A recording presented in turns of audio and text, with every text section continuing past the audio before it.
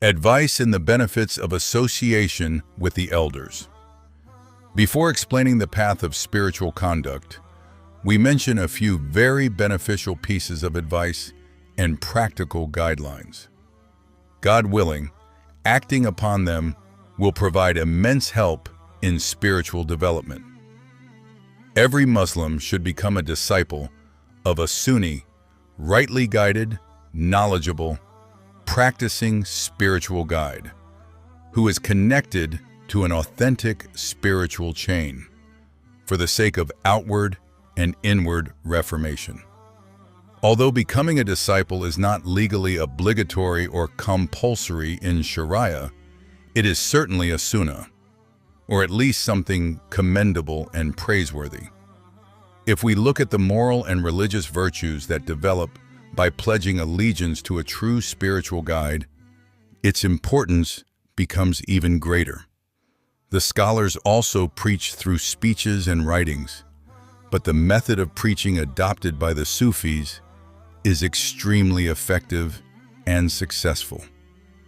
A writer has described the practical efforts of the Sufis in a very beautiful and subtle manner. He says, "Sufism is the name of practicing Islam in a practical way, which strives to reform the outward condition of people, build their inner selves, correct their morals, and improve their worship and dealings." The Sufis do not suffice merely with explaining the etiquettes and commandments of Shariah theoretically. Rather, they take their seekers by the hand and elevate them to the highest stages of progress and perfection.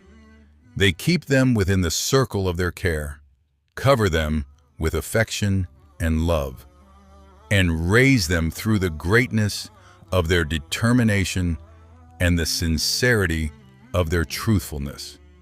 They remind their students, disciples, and seekers when they forget, straighten them when they deviate, search for them when they are lost, and energize them when they become lazy. In this way, they pave a practical path for seekers through which they attain the three pillars of religion: Iman, Islam, and Ihsan. The Sufis are people of deeds and spiritual states, not merely people of speech and verbal claims. It is not hidden from anyone that becoming a man of speech and words is easy, but implementing and acting upon them is far more difficult.